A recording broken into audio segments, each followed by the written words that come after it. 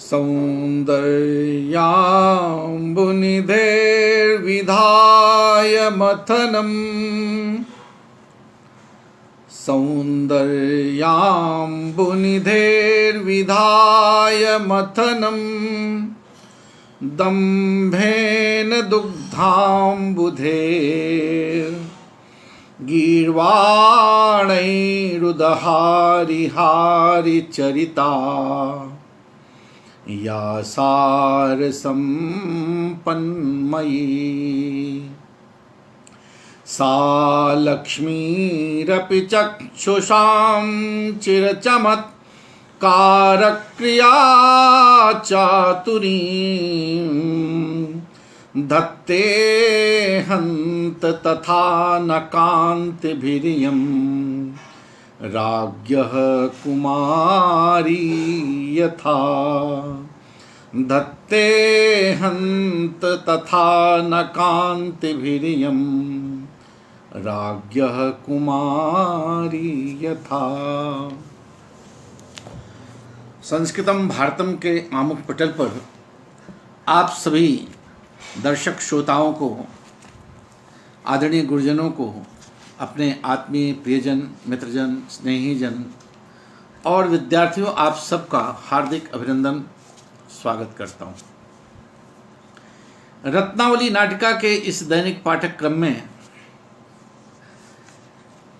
कल तक हम लोगों ने देखा कि महाराज वत्सराज उदयन और वासव दत्ता उस स्थल पर पहुंच चुके हैं जहां पर सागरिका ने उनके चित्र का निर्माण किया था। उस चित्रफलक को देखते हुए उस चित्रफलक में जो चित्र अंकित किए गए हैं कामदेव के रूप में और रति के रूप में, उनको विदूषक वत्सराज उदयन से स्पष्ट करता है कि ये आपका ही चित्र है। उस सुंदरी को देखकर वत्सराज उदयन अत्यंत प्रभावित होते हैं और कल के प्रसंग में उन्होंने कहा, दुर्वाराम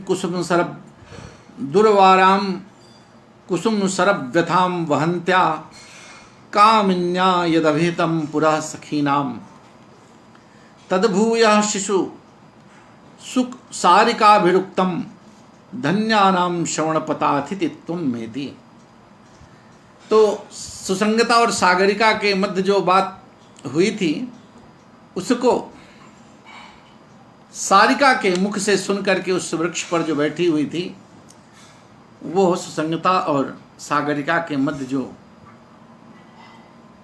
वार्ता हुई थी वो उसको सुन रहे थे और उसको सुन करके उनको ये आभास हो गया कि एक ऐसी विरह वियोगिनी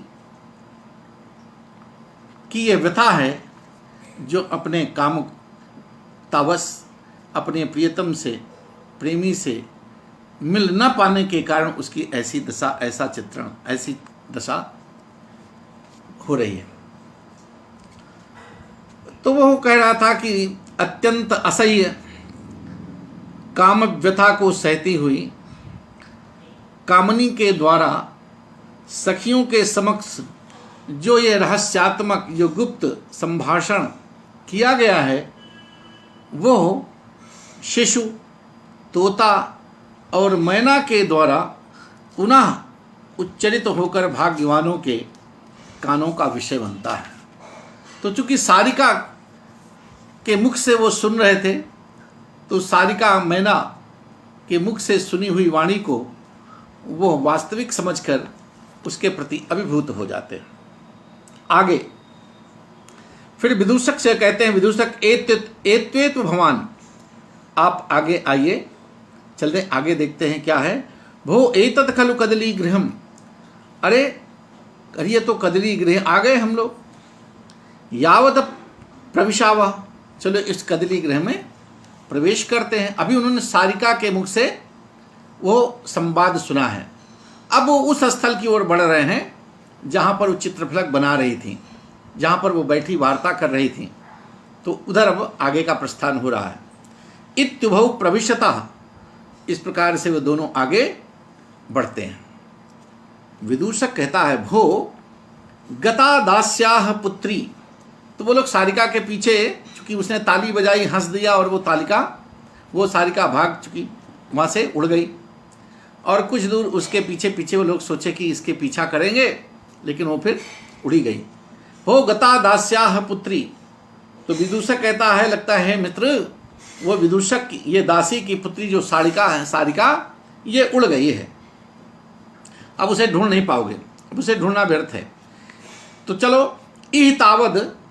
तावन मंद मारुतो वेल बाल कदली दल शीतले शिलातल उपविश्य मुहूर्तम विश्राम आवह। तो आओ, तो कहा कि ये तो उड़ गई, उसके अब छोड़िए। अब आप इस समय जो मंद मंद शनै शनै धीरे धीरे जो प्रवन प्रवाहित हो रहा, हवा चल रही, धीरे धीरे चलने वाली हवा से, जिसके कुछ पत्ते हिल रहे हैं, हिलते हुए नवीन केले के पत्तों से शीतल इस शिलातल पर बैठकर हम लोग क्षण भर विश्राम कर लें। तो आओ, इस समय हम लोग मंद मंद पवन से हिलते हुए इस नवीन नए केले के पत्तों से शीतल इस शिलातल पर बैठकर क्षण पर विश्राम कर ले। राजा, यदभिरुचितम भवते, का जैसी तुम्हारी इच्छा हो, जैसी भवते, जैसे आपकी इच्छा हो। दोनों बैठ जाते हैं। इत्युपविशतः राजा निःश्वस्य दुर्वाराम कुसुम शरव्यथाम इत्यादि। अब वो बैठ जाता है, लेकिन वो फिर वही दोहराता है उसके सौंदर्य को, है ना, उसकी उस सारिका ने जो कहा उस वाणी को वो फिर सुनाता है। दुर्वाराम कुसुम शरव्यथाम वहन्त्या कामिन्या यदभिहितं पुरः सखीनां तद्भूयः शिशु शुक सारिकाभिरुक्तं धन्यानां श्रवणपताथिति त्वमेति। तो वो कहा, कोई भाग्यशाली व्यक्ति होता है जो किसी शुक और मैना के मुख से किसी कही हुई, दो सखियों के बीच में कही हुई बात को, प्रेम भरी बातों को सुनता है। वही वो अब दोहराता है, भूल नहीं पाता है। विदूषक कहता है, पार्श्व तो अवलोक्य, पास में है, वहीं जहाँ बैठे पास में देखकर, भुवयस्य एतेन उद्घाटित द्वारेण तस्याः सारिकायाः पंजरेण भवितव्यम। अरे भैया, कहा बगल में देखकर उन्मुक्त, अरे ये खुले हुए द्वार, अरे ये जो जिसके द्वार खुल गए हैं, उस पिंजड़े का द्वार खुल गया था तभी तो सारिका निकली थी। तो कहा खुले हुए द्वार वाला ये सारिका का पिंजरा है। और देखो तो, और ये वही चित्रपट है, एसोपि स चित्रफलक, और ये वही चित्रफलक भी है जिसका वो सारिका वर्णन कर रही थी। तो वो चित्रपट भी यही है। यावदेनम गृह्णामि, तब तक मैं इसको ग्रहण करता हूँ। अब वो अभी तक तो सारिका के मुख से उसका वर्णन सुन रहे थे, अब उस स्थल पर पहुंच जाते हैं और चित्रपट को भी, वो पिंजड़े को देख लेते हैं, और उसी के बगल में जहाँ बैठी वो चित्र बना रही थी, चित्रफलक, वो भी वहीं पर पड़ा हुआ था। तो उसको भी कहता है, यावदेनम गृह्णामि, चलो मैं इस चित्रफलक को भी देखता हूँ, इसको उठाता हूँ। फलकम गृहीत्वा निरूप्य च सहर्षम, उस चित्रफलक को हाथ में लेकर विदूषक, और उसको निरूप्य, बहुत अच्छे ढंग से कायदे से देख करके, सहर्षम, खुश होकर के, प्रहसनम भूयस्स दृष्ट्या वर्धसे, कहा अरे मित्र, अरे भाग्य से, सौभाग्य से तुम्हारी वृद्धि हो। कहा हे मित्र, भाग्य से, सौभाग्य से तुम बड़े सौभाग्यशाली हो, तुम्हारी श्री वृद्धि हो रही है, तुम बढ़ रहे हो, तुम बड़े भाग्यशाली हो। विदूषक ने कहा सकौतकम, उत्सुकता के साथ, उत्कंठा के साथ, क्या है भाई, वयस किमेतत्, अरे मित्र ये क्या है? तो विदूषक बोलता है, भो एतत् तद यद मया भणितम, अरे ये तो वही है जो मैं तुमसे बता रहा था। ये तो वही है, ये वही चित्रफलक है। यही जो मैं तुमसे अनुमान से बता रहा था कि किसी ऐसे चित्र बना है और किसी ने चित्र बनाया है और इस प्रकार से वो कह रही है। तो जैसा मैं तुमसे वर्णन कर रहा था ये वही है जो मैंने कहा था। तुमेव अत्र आलिखिता, अरे मैंने तो तुमको ऐसे हंसी मजाक में कहा था कि तुम इधर उधर घुमा कर क्या बोल रहे हो, सही यही कहो। कह रही हो मेरा ही चित्र उसने बनाया होगा। तो मैं तो ऐसे ही मजाक में कह दिया, लेकिन सचमुच ये वही है जो मैंने तुमसे कहा था। तुमेव अत्र आलिखिता, अरे तुम ही इसमें चित्रित किए गए, तुम्हारा ही चित्र ये इसमें बना हुआ है। को अन्य कुसुम चाप व्यपदे न्यूयता इति, कहते हैं कुसुम चाप कामदेव के, तुम ही एक ऐसे हो, तुम ही इसमें चित्र, कामदेव के बहाने से भला कौन दूसरा छिपाया जा सकता है? कामदेव के बहाने से भला कौन इस तरह से छिपाया जा सकता है? इतना सुंदर कौन है? चित्र तुम्हारा बनाया गया है, लेकिन उसको कामदेव के रूप में दिखा करके उसको बचने का प्रयास किया गया, लेकिन वस्तुतः ये चित्र तो तुम्हारा ही है। विदूषक राजा सहर्षम हस्तौ प्रसार्य, दोनों हाथों को फैला दिया, अरे दिखाओ दिखाओ, सखे दर्शय, अरे दिखाओ तो। विदूषका नते दर्शयिष्यामि, अरे तुमको दिखाऊंगा नहीं। अब नते दर्शयामि, अरे तुमको नहीं दिखाऊंगा।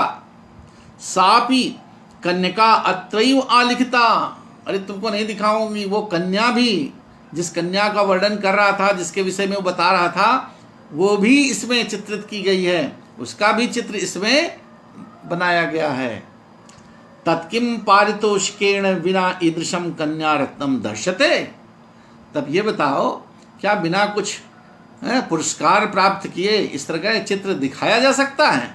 बिना कुछ लिए दिए, कहा कि बिना कुछ पुरस्कार के बिना ऐसी श्रेष्ठ कन्या क्या दिखलाई जा सकती है?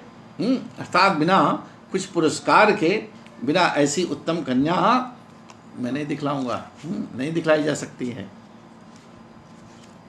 राजा कटकम अर्पयन्नेव बलात् गृहीत्वा विलोक्य सविस्मयम्, राजा जो है अपने हाथ का कंगन उतार कर उसको देते हुए बलात्, उसके जबरदस्ती उसके हाथ से गृहीत्वा ग्रहण करके, उसको लेकर के विलोक्य, उसको देख करके सविस्मयम्, उसको देख करके विस्मयम् आश्चर्यचकित हो जाता है, आश्चर्य के साथ, और आश्चर्य के साथ उसको देखते हुए एकाग्र। लीलावधूत पद्मा कथयन्ती पक्षपातमधिकम न मानसम उपैत केयम चित्रगता राजहंसीव, राजा ने देखा कि ये मेरा चित्र है और मेरे चित्र में इतनी रूपवती, इतनी सुंदरी है, भला कौन है भाई? तो उसने, राजा ने कहा कि लीलावधूत पद्मा कथयन्ती पक्षपातम अधिकम, लीलावधूत पद्मा चित्रगता यम का, अरे अपने लीला से, अपने हाव भाव से, अपने सौंदर्यात से, अपने अत्यंत सौंदर्य से, किसको? लीलावधूत पद्मा, पद्मा ने लक्ष्मी, लक्ष्मी को तिरस्कृत करने वाली, अपने हाव भाव से, लीला से, अतिशय सौंदर्य से लक्ष्मी का भी उपहास करने वाली, लक्ष्मी को तिरस्कृत करने वाली, भला चित्रगता, चित्र में बनी हुई, चित्र में चित्रित की गई, यम का, ये कौन है? न अधिकम पक्षपातम, जो हमारे प्रति अत्यंत अधिक पक्षपात पूर्ण से, ये कौन है जो हमारे चित्र में चित्रित की गई? ये कौन हमारे प्रति काम भाव से अधिक पक्षपात प्रकट करती हुई। कैसे? राजहंसियों की तरह। कैसे राजहंसियों? अपनी लीला पूर्वक, ऐसी राजहंसी की तरह मेरे मन को इस प्रकार, मेरे मन में कौन प्रवेश कर रही है?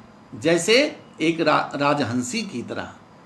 राजहंसी के लिए तो मेरे पक्षपात करती हुई अपने लीला पूर्वक गमन के कारण, गमन से अपने लीला हाव भाव के हिलने डुलने के कारण कमलों को कंपित करने वाली, कंपित करती हुई मान सरोवर में प्रवेश करने वाली राजहंसी के समान मेरे मन में प्रवेश कर रही है। ये कौन है जो मेरे मन में उसी तरह से प्रवेश कर रही है जैसे राजहंसी मानसरोवर में प्रवेश करती है। राजहंसी के और ये इस कन्या के विशेषण के रूप में कहते हैं लीलावधूत पद्मा। अरे अपने सौंदर्य से, अपने हाव भाव से, विलास से लक्ष्मी को भी पराभूत करने वाली, लक्ष्मी को भी का भी उपहास करने वाली, तिरस्कृत करने वाली। चित्रगता, चित्र में बनी हुई, चित्र में चित्रित की गई। इयम का, ये कौन है? न अधिकम पक्षपातम कथयन्ति, जो हमारे प्रति अपने काम भाव के कारण, काम भाव से हमारे प्रति इस प्रकार का इतना अत्यधिक पक्षपात प्रकट करती हुई लीलावधूत पद्मा। अब ये राजहंसी के पक्ष में इसका होगा कि लीला अपने हाव भाव से, अपने चांचल्य से पद्मा, कमल को, कमल के पत्तों को, कमल को हिलाने डुलाने वाली, कमल को हिलाने वाली। और कैसी? अपने चांचल्य से, अपने इधर उधर आवागमन से कमल को प्रकंपित करती हुई। मान सरोवर में मानसम उपैती, मान सरोवर में प्रवेश करने वाली राजहंसी के समान मेरे मन में प्रवेश कर रही है। अब राजा उसको चित्र में देख लिया है। अब राजहंसी से तुलना कर रही है कि राजहंसी मानसरोवर में रहती भाई है, तो राजहंसी से इसकी तुलना कर रहा है। राजहंसी के चंचू अब उस कैसे हैं? राजहंसी की तरह, तो उसमें की तरह है, उपमा कर रहा है, तो उसका सौंदर्य भी उसी तरह होना चाहिए, उस तरह सुंदरता भी होनी चाहिए। तो राजहंसी कैसी होती है? उसके अगर चंचू देखिए, चरण देखिए, वो बिल्कुल लाल होते हैं, सुर्ख होते हैं, वर्ण गौर वर्ण होता है। हंसों की महारानी है तो राजहंसी कही जाती है, और ये भी कोई राजकुमारी से कम नहीं है।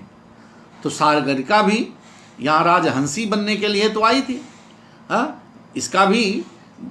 इसकी भी कोई स्थान कम नहीं है। ये भी गौर है, राजहंसी से कहीं कम नहीं है। इसके भी चरण अरुणिम है, मनोहारी है। इसके भी अधर अरुणिम है, अधरों से भी इसके अनुराग प्रकट हो रहा है। और राजहंसी की भांति ये कन्या रत्नों में सर्वश्रेष्ठ, ये सुंदरियों में भी सबसे अलग है। तो इस तरह से उस राजहंसी से तुलना करते हुए और उसके हाव भाव से, अभी चूंकि चित्र में है इसलिए वो उसकी शोभा को देख रहा है।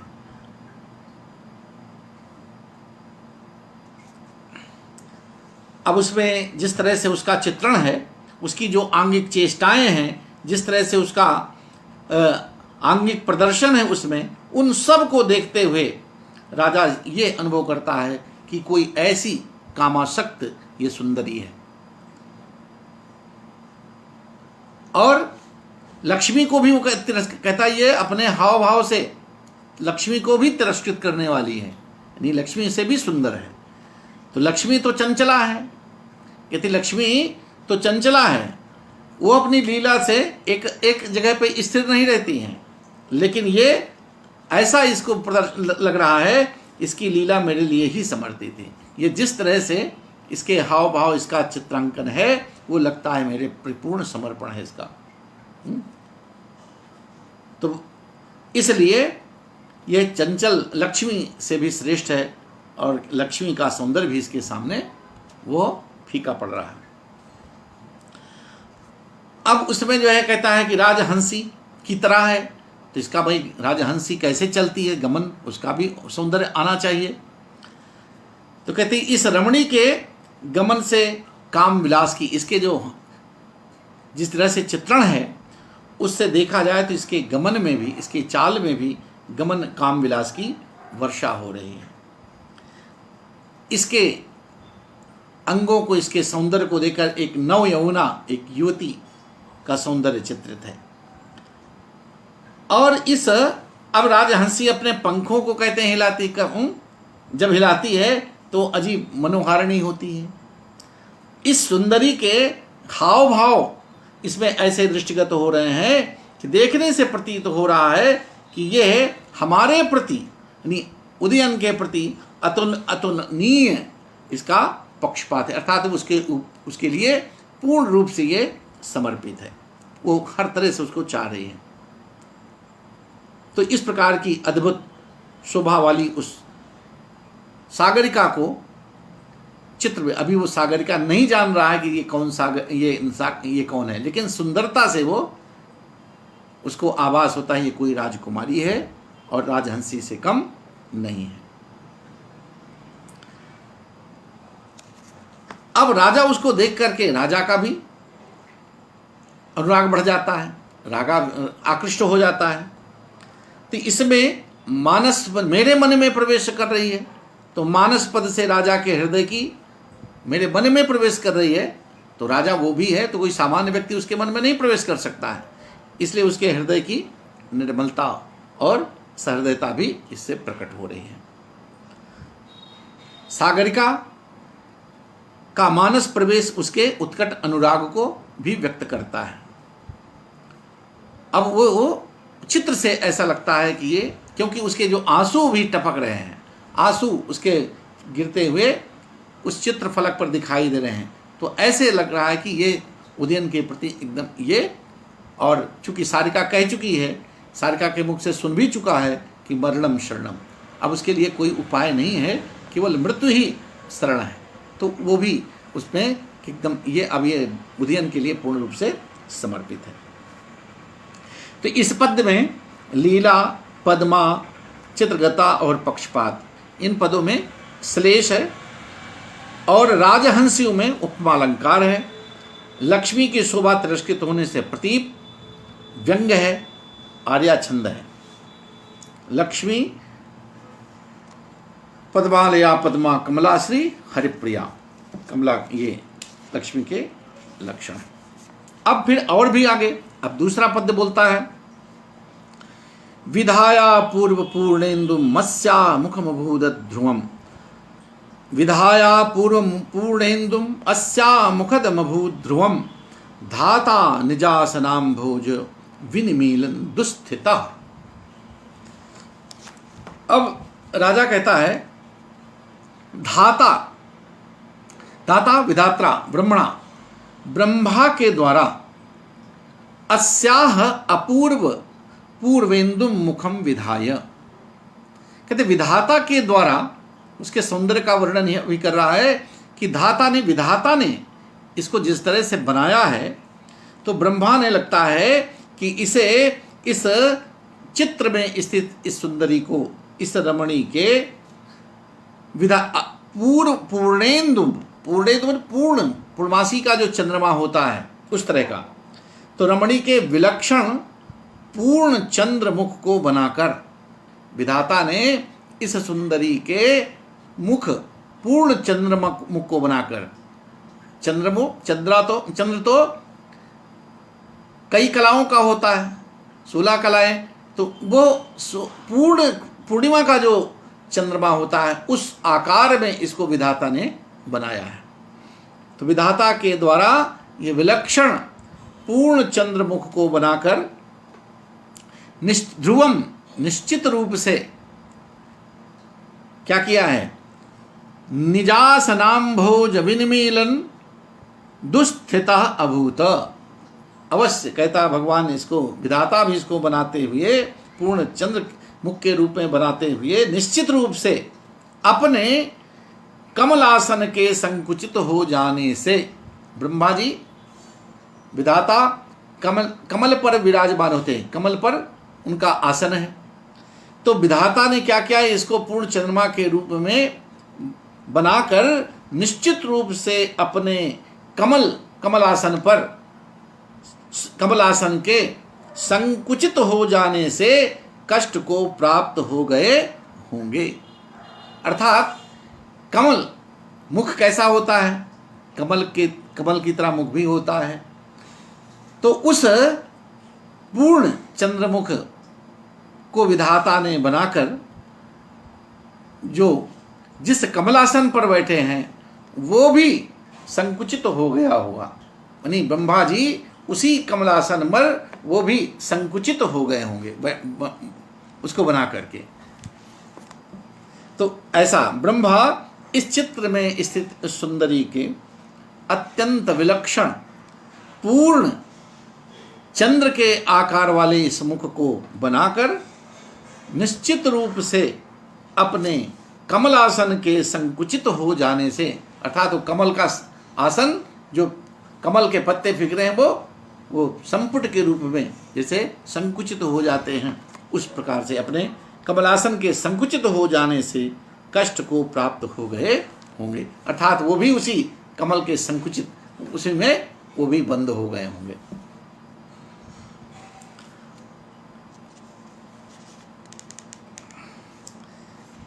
अब ब्रह्मा ने इस रमणी को अपूर्व चंद्रमुख वाला बनाया।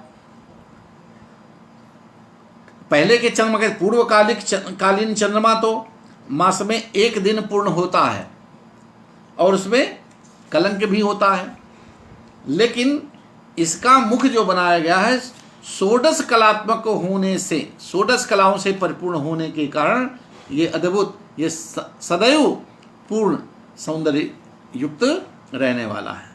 इसमें किसी प्रकार का कलंक नहीं है। इस आह्लादक और चंद्रमा शैत्य की सुधा की वर्षा करता है, शीतलता प्रदान करता है, तो उस शैत्य की वर्षा करने वाले चंद्र को देखकर किस हृदय सागर में आनंद की तरंगे नहीं उठने लगेंगी।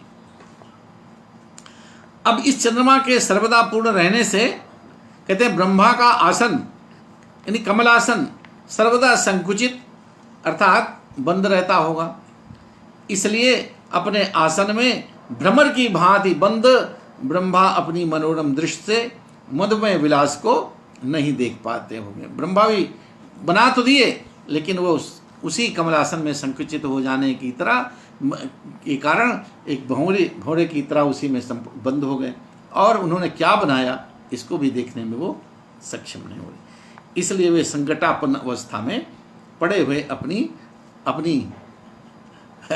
बुद्धि पर वो पश्चाताप कर रहे होंगे कि मैंने जो बनाया उसको देखना भी मेरे लिए देख भी नहीं पा रहा हूँ। तो तात्पर्य है इस पद का कि वो युवती, वो रमणी अत्यंत अद्वितीय उसका सौंदर्य है, चंद्रवदन उसका अद्वितीय है, उसमें किसी प्रकार का दोष नहीं। इसमें चंद्रमा की अपेक्षा मुख का सौंदर्य उत्तम होने से, यहाँ चंद्रमुख कहा जाता है, लेकिन चंद्रमा में तो कलंक है, लेकिन इस मुख में किसी प्रकार का कलंक नहीं है, इसलिए इस चंद्रमा की अपेक्षा मुख का सौंदर्य उत्तम होने से व्यतिरेक यहाँ पर व्यंग्य है। ब्रह्मा की दुस्थिति की संभावना होने से यहाँ उत्प्रेक्षा व्यंग्य है, अनुष्टुप छंद है। अब ये एक तरह से यहाँ पर सागरिका ने, ये चित्र जो है उदयन का चित्र तो सागरिका के ने बनाया है, और सागरिका का चित्र जिसे देखकर राजा प्रभावित हो रहा है वो चित्र वस्तुतः सागरिका ने बनाया है, वो सुसंगता ने बनाया है, क्योंकि उसने कहा कि भाई जिस कामदेव को तूने बनाया है तो वो भी खाली खाली लगता है, तो उसने बगल में सागरिका का भी चित्र बना दिया। तो यहाँ पर सागरिका का चित्र सुसंगता के द्वारा ये चूंकि बनाया गया था, तो एक तरह से अंतःपुर की दासी की यानी सागरिका की जो वो सुसंगता है उसकी भी चित्रकला की निपुणता यहाँ पर दर्शाई गई है।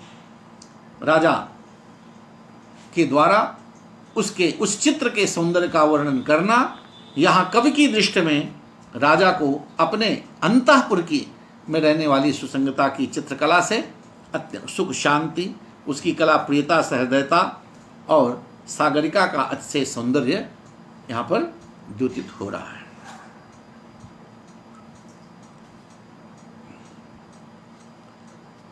अब आगे फिर बढ़ते, ततः प्रविशति सागरिका सुसंगता चा। अब ये देख ही रहे हैं तब तक सुसंगता सखी न समासादितास्मा भी सारिका, उधर वो भी सारिका के पीछे पीछे लगी हैं। सुसंगता और सागरिका भी वो भी सारिका के पीछे पीछे लगी थी। तब तक वानर बीच में आ जाता है और वानर के कारण वो छिप जाती हैं। तब जब वानर हटता है तो वो भी निकल करके बाहर कहती है अच्छा आओ सखी, हाँ अब सारिका तो उड़ गई, उसको पाना मुश्किल है। सखी न समासादितास्मा भी सारिका तो उड़ गई, उसको तो हम लोग नहीं पाई, लेकिन कहते हैं तच्चित्र फलकम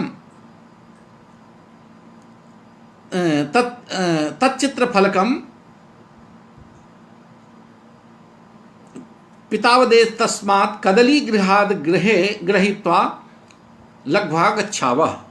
तो अच्छा चलो हम लोग जो है उस चित्रफलक को ही लेने के लिए उस चित्रफलक को ही छोड़ाई थी वानर के भय से। वानर आ गया तो चित्रफलक वगैरह छोड़कर सब वहाँ से भाग ली, सारिका का पीछा करते हुए चल रही थी। तो वो जो है कहती है सखी हमारे द्वारा सारिका तो न पकड़ी जा सकी, तो चलो अब इस कदली निकुंज से चित्रपट को ही लेकर हम लोग शीघ्र लौट आए। अब वो अपना चित्रपट लेने के लिए जा रही है। सागरिका सखी एवं कुरवा, कहता हाँ सखी चलिए यही कर लेते हैं हम लोग, दोनों घूमती हैं। विदूषक वत्सराजुद्दीन वहाँ पहले से बैठे हैं, पहले से वो देख रहे हैं। विदूषक भोवयस्य कस्मात् पुनरेषावनत मुख्यालिखिता। अब वो भी चित्र को देख रहे हैं, चित्र पर ही उनका चल रहा है, चलो संवाद चल रहा है। हे मित्र अच्छा ये देखो कि कस्मात् पुनरेषा अवनत मुख्यालिखिता। अरे देखो तो ये है क्यों नीचे मुख किए हुए चित्रित की गई है। अरे इसका ये है जो सागरिका इसका नीचे मुख करके लजाई हुई सी, ये इसका मुख थोड़ा झुका हुआ है, झुकी हुई सी लजाई हुई सी क्यों ये चित्र में बनाई गई है। सुसंगता आकरणे सखी, हाँ सॉरी विदूषक ने कहा। अब विदूषक राजा के बीच में वार्ता चल रही है, उधर सुसंगता सागरिका वहीं पहुंचने वाली है। तब उनको विदूषक की आवाज सुनाई पड़ती है। तो सुसंगता आकरणे वो सुन करके सखी यथा वसंत को मंत्रयते तथा तर्कयामी भर्त्रापि अत्रैव भवितव्यम। लगता है कि जिस तरह से बसंतक जो है ये विदूषक बातचीत जिस तरह से ये बात कर रहा है, तथा उससे मुझे लग रहा है कि भर्ता स्वामी को भी यही होना चाहिए। जिस तरह से ये बोल रहा है उससे मुझे ऐसा लग रहा है कि ये महाराज भी, ये स्वामी भी यहाँ पर हैं। सखी वसंतक जो बोल रहा है उससे मुझे लगता है, अनुमान करती हूँ कि महाराज भी यही हैं। तत् कदली गृह गुलमांतरिते भूत्वा प्रेक्षा वहे। तो आओ हम लोग यहाँ उदयन हैं, उदयन भी होंगे इसलिए कदली गृह गुलमांतरिते। तो आओ इस कदली घर के, इस कदली गृह के निकुंज में, इस कदली गृह के निकुंज में, झुरमुट में हम लोग छिप करके इनको देखते हैं। इत्तुभे पश्यता, तो वहां वो कदली की झुरमुट में वहीं आड़ में बैठ करके देखने लगती हैं। राजा विधाय पूर्व पूर्णेन्दु भी, अब ये राजा फिर जो है उसी राजा तो उसके सौंदर्य पे ही अभिभूत है, फिर वही कहता है क्या, विधाया विधाया पूर्व पूर्णेन्दु मत्स्या मुखम भूत ध्रुवम धाता निजासनाम भोज विनमीलन दुस्थिता। ये फिर से बसंत उसे वसंतक से बोल रहा है। हाँ? वयस्य पश्य पश्य, अन्यत्र देखो देखो तो सुसंगता। अब वो सुन रही हैं सखी दृष्टया वर्ध से, अरे सखी सौभाग्य से तुम्हारी किस्मत अच्छी है, तुम भी बहुत भाग्यशालिनी हो। राजा ने उस पद्य को पढ़ा जिसमें वो कहता है कि विधाता ने इसको पूर्ण चंद्रमा की तरह बनाया है, पूर्ण चंद्रमुख बनाया है। उस सागरिका के सौंदर्य वर्णन को वो फिर से सुनती है, तो सुतंगता सखी दृष्टया वर्ध से, सौभाग्य से तुम बढ़ रही हो, अर्थात तुम भी बड़ी किस्मत वाली हो, तुम भी बड़ी भाग्यशालिनी हो। क्यों? एसते हृदय वल्लभस्त्वामेव निर्वर्णयस्य तिष्ठति, निर्वर्णयस्तिष्ठति।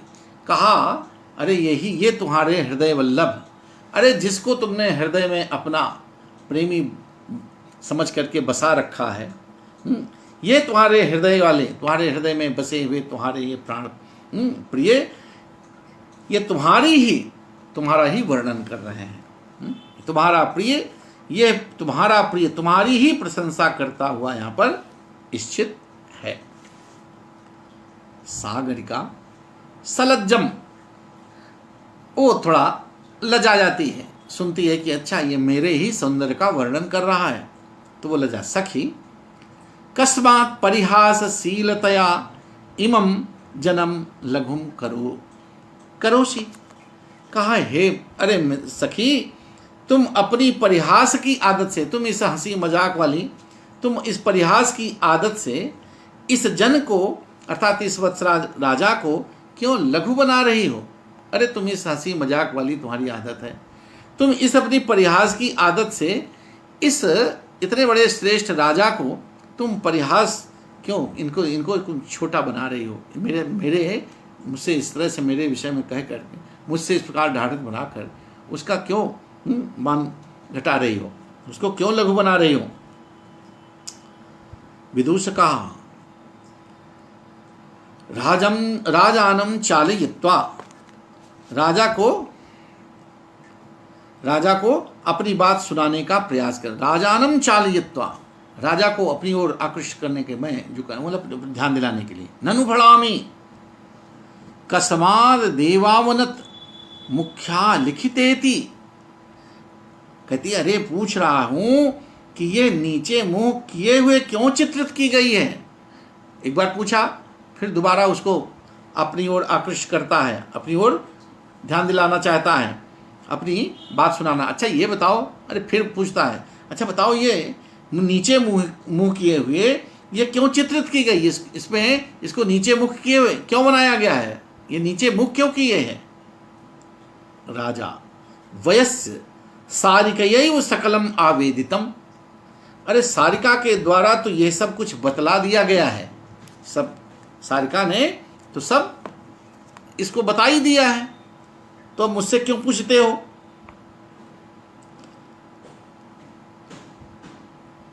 तो यहां पर ये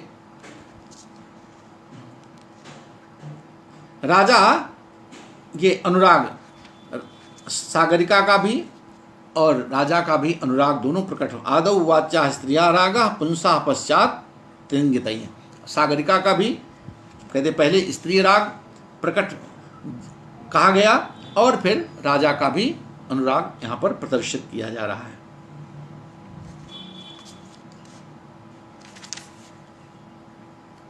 वह फिर संगता कहती है सखी दर्शितम खलु मेधाविन्यात्मनो मेधा वित्वम, उस मेधावनी, उस बुद्धिमती महिला ने अपनी बुद्धिमत्ता दिखा ही दी।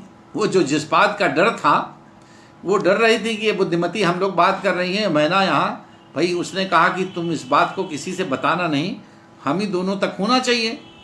तो कहा ये तो ठीक है, वृत्तांत में नहीं बताऊंगी, लेकिन ये मैना बड़ी चतुर है, बड़ी बुद्धिमती है, ये इसी से डर है कि कहीं बता न दे, और वही हो गया। तो सुसंगता कहते सखी दर्शितम खलु मेधाविन्यात्मनो मेधावित्वम। अरे इस मेधावनी, इस बुद्धिमती सारिका ने अपनी बुद्धिमत्ता दिखा ही दी, अपना इसने बुद्धिमत्ता प्रकट ही कर दी। विदूषक कहता भूवयस्य अपि सुखयति ते लोचने। क्या कहता है?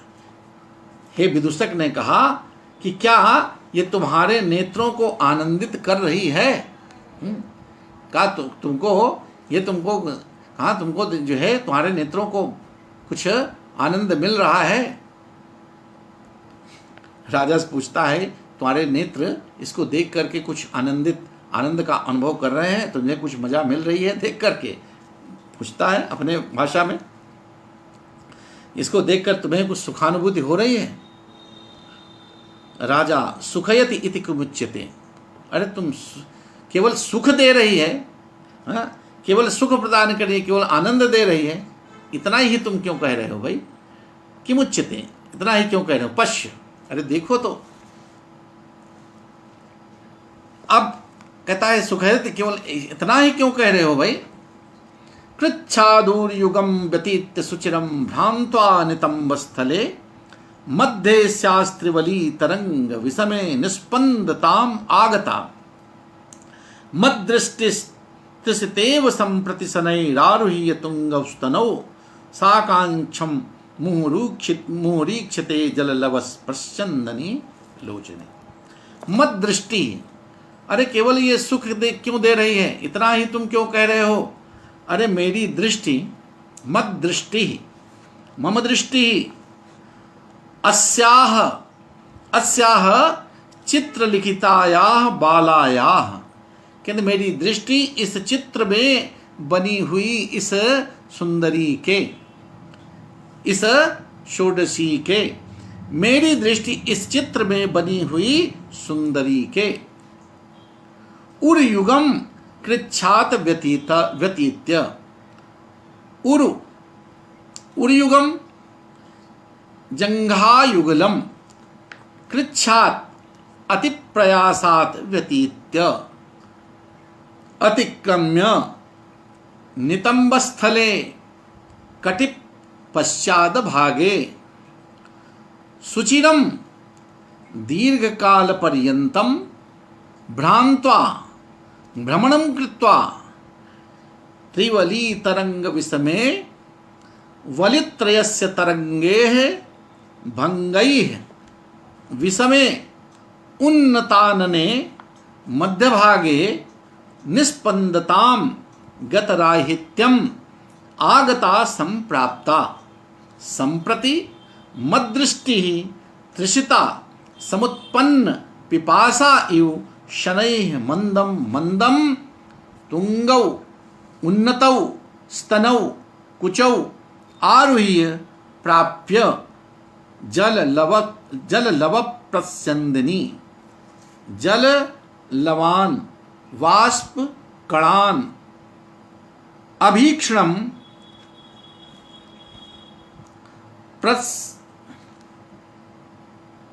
क्या है? अभीक्षणम इति ते जल लव प्रस्यंदनी लोचने अस्याह नयने मुहु बारंबारम साकांक्षम आकांक्षया इच्छया सहितम ईक्षते विलोकयति। कहता मेरी दृष्टि इस सुंदरी के, मेरी दृष्टि चित्र में बनी हुई इस सुंदरी के, तो पहले कहाँ पर पड़ती है? कहते जघन प्रदेश पर। पहले जांघों को अति प्रयास से पार करके पहले उसकी दृष्टि उसके जघन प्रदेश पे पड़ती है, जांघों पे पड़ती है। तो जांघों पर पड़ती है तो वहाँ से बड़े प्रयास से, यानी बड़े प्रयास से उसको आगे बढ़ती है। मतलब जिस उसके अंग पर उसकी दृष्टि पड़ रही है वहाँ से बड़े मुश्किल से हट रही है, मतलब उसको हटाना पड़ता है कि आगे भी बढ़ो। और कुछ चीज़ें हैं। तो कहा कि मेरे जघन स्थल को, जांघों को अत्यंत प्रयास से अर्थात बड़ी मुश्किल से पार करके, कृच्छादवती नितंब स्थले सुचिरम भ्रांत्वा, जगन स्थल से किधर, फिर मेरी दृष्टि नितंब भाग पर, उसके नितंबों पर, उसके नितंब स्थल पर चिरम कुछ देर तक, बहुत देर तक भ्रमण करती हुई, भ्रमण करने वाली, भ्रमण करती हुई, घूरती हुई, उसको देखती हुई, भ्रमण करती हुई, फिर क्या करती है, भ्रांत्वा नितंब स्थली मध्य स्यास्त्रिवली तरंग विषमे निस्पंदताम आगता। पहले उसकी जगन स्थल पर पड़ी, फिर उसके नितंबों पर दृष्टि पड़ी और वहाँ पर कुछ देर तक टिकी रही, घूमती रही, वहीं पर उसको घूरती रही।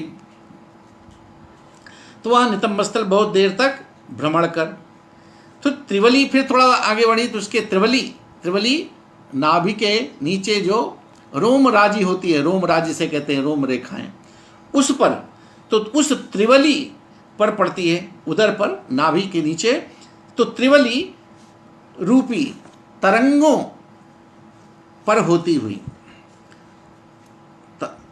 उसके पश्चात त्रिवली अर्थात त्रिवली रूपी उदर पर नाभि के नीचे जो 3 रेखाएं हैं, उन त्रिवली रूपी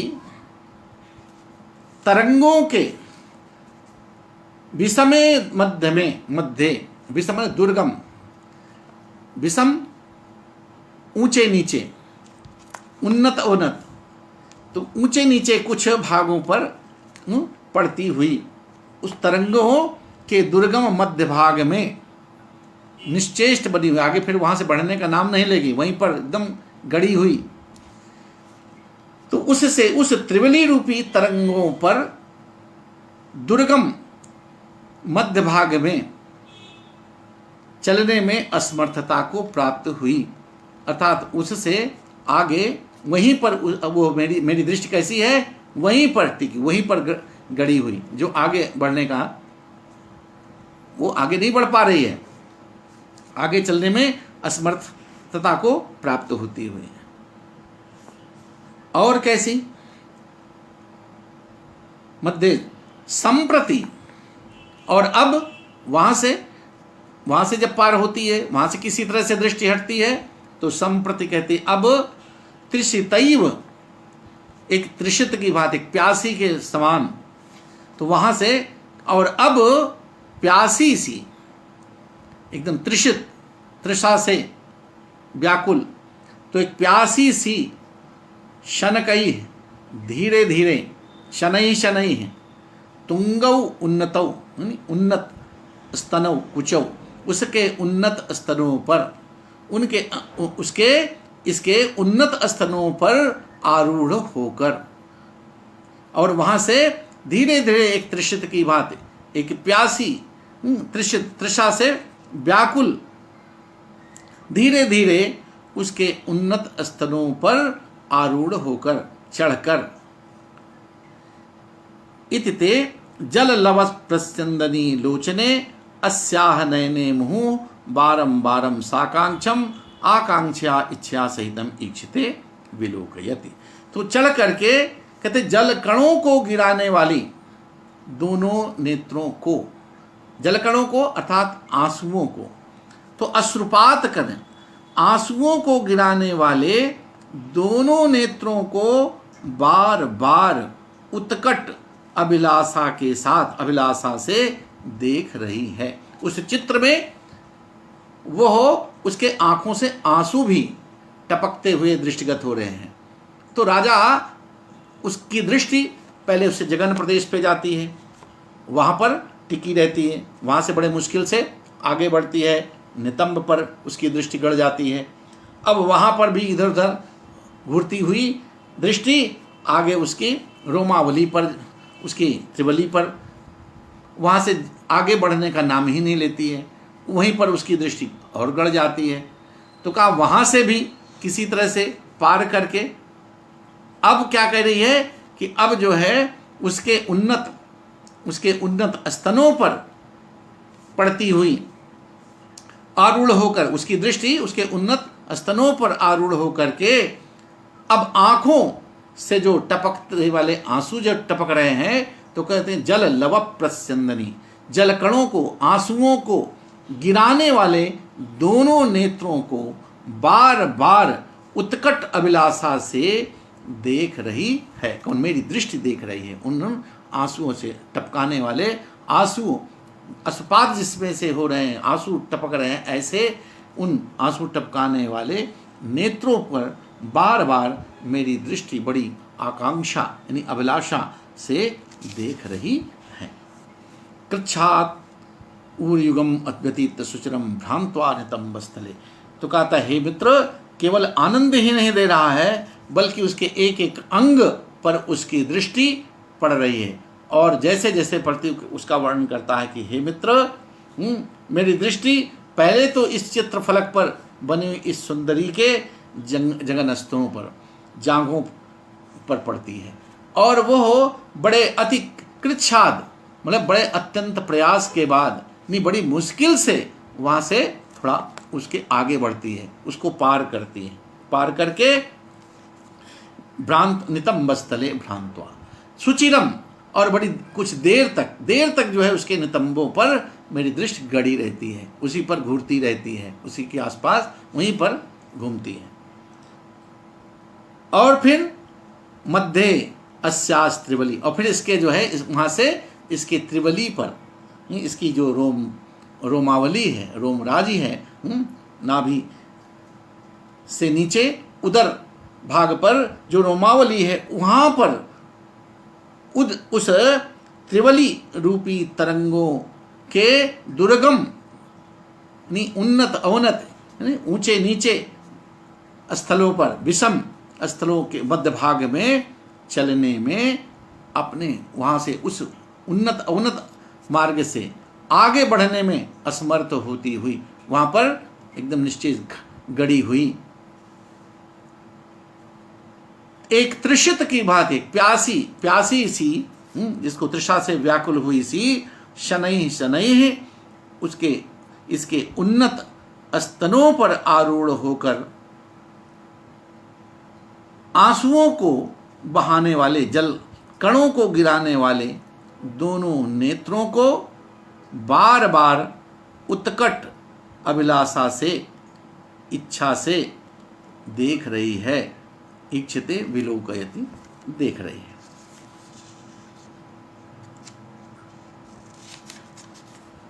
अब यहां पर इसके पूरा वत्सराज उदयन के पूर्ण आकर्षण, राजा उदयन उसके चित्रपट को देख करके, उस सागरिका के सौंदर्य को देखकर उसके प्रति आकृष्ट हो जाता है। और इस पद में अनेक जो पद आए हैं, कृच्छाद व्यतीत से जगन प्रदेश की सघनता देती। अब वो कहता है कि वो उसकी दृष्टि कहाँ है? जगन प्रदेश पर पहले पड़ती है। और कृच्छाद व्यतीत, कृच्छाद बड़ी मुश्किल से, बड़े प्रयास से उसको पार करती है। तो ये शब्द यहाँ पर कृच्छाद व्यतीत से जगन प्रदेश की सघनता को द्योतित हो रही है। तो सुचिरम भ्रांत्वा, सुचिरम भ्रांत्वा कहते देर तक नितंब स्थल की उसकी सौंदर्य को बता रहा है, नितंब की उसकी विशालता को द्योतित कर रहा है। त्रिवली का तरंग जो है यहाँ पर विषम है। इस तरंग के मध्य में जिसकी दृष्टि पड़ जाती है, वो कहते हैं वहाँ से हिलती नहीं, वो वहाँ से आगे बढ़ने का नाम नहीं लेती। इस तरह का वर्णन कवियों ने अनेक जगह किया है, 10 रूपक में उदाहरण मिलते हैं। तो यहाँ पर उसके एक प्रगाढ़ यौवन का वर्णन कवि कर रहा है। उसके उन्नत स्तनों का वर्णन करते हुए कवि स्तनयति कथयति यौवनोदयम, इस व्युत्पत्ति से स्तन शब्द सागरिका के यौवन के वसंत को भी अव्यक्त कर रहा है। दृष्टि का स्त्रीलिंग प्रयोग काव्य चारुत्व का अभिवर्धन कर रहा है। प्रस्तुत वर्णन से अप्रस्तुत किसी रमणी की अरण्य यात्रा की प्रतीति होने से समासोक्ति अलंकार इसमें। यहां पर स्त्री चलने में शीघ्र थक जाती है, इसलिए दृष्टि का स्त्रीलिंग प्रयोग काव्यलिंग का कारण है। तृष्यता इव में उत्प्रेक्षा है, शार्दूल विक्रीडित छंद है।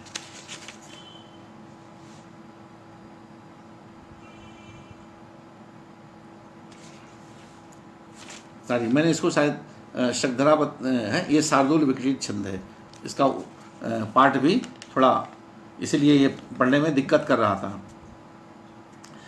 कृच्छादूर्युगम व्यतीत्य सुचिरम, इसको मैंने शायद शक्धरा छंद के उसमें भ्रम में पढ़ दिया है, इसको आप शुद्ध कर लेंगे। ये शार्दूल विक्रीडित छंद है और इसका शुद्ध उच्चारण इस तरह से होगा। कृच्छादूर्युगम व्यतीत्य सुचिरम भ्रांत्वा नितंबस्थले मध्ये स्यास्त्रिवली तरंग विषमे निस्पंदतामागता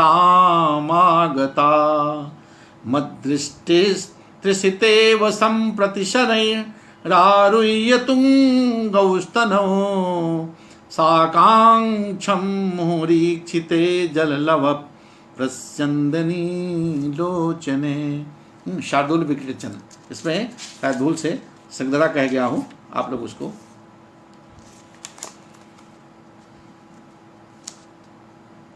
और बस आज का पाठ यहीं विराम लेते हैं, समय हो गया है। तो इस पद्य में आप लोग भूल सुधार लीजिएगा। इस पद्य को मैं गलती से शक्धरा में शुरू में पढ़ा हूँ, इसीलिए वो स्वरभंग हो रहा था। मुझे भी लग रहा था, ध्यान नहीं दिया कि वो छंद शार्दूल विक्रीडित छंद है और उसको मैं शक्धरा समझ करके उसको पढ़ रहा था, इसीलिए वो ठीक ढंग से प्रस्तुत नहीं हुआ। तो आप लोग इसे क्षमा करें, इसको बाद में इसको सुधार लिया गया है। तो आप सबको बहुत बहुत धन्यवाद। इस संस्कृतम भारतम के आमुख पटल पर हमारे ऋषिदेव त्रिपाठी जी परम मित्र देख रहे हैं, शुरू से हैं, आप कई दिन से देखते हैं और आज मुझे सामने प्रकट भी हो रहे हैं। आपको बहुत बहुत नमस्कार, हमारे मित्र हैं सब। और देखिए घर पे अपने बैठे बैठे यहाँ पर दर्शन हो रहा है, आपको मैं देख रहा हूँ, आप भी कुछ सुन रहे हैं, आनंद ले रहे हैं रत्नावली नाटिका का। एक बार पुनः आपको अपने MA कक्षा की ओर से फिर से मुखातिब होना पड़ रहा है, कभी क्लास में पढ़े होंगे। तो इस संस्कृतम भारतम के आमुख पटल पर आप सभी दर्शक श्रोताओं को, अपने सभी विद्यार्थियों को, अपने आत्मीय मित्रों को, सुहृदों को, सबके प्रति मैं आभार निवेदित करता हूँ। संयोजक प्रोफेसर मदन मोहन झा जी के प्रति धन्यवाद निवेदित करता हूँ। और फिर कल हम आगे इसी पाठ्यक्रम में मिलेंगे। यहीं विराम देते हैं। बहुत बहुत धन्यवाद, आभार।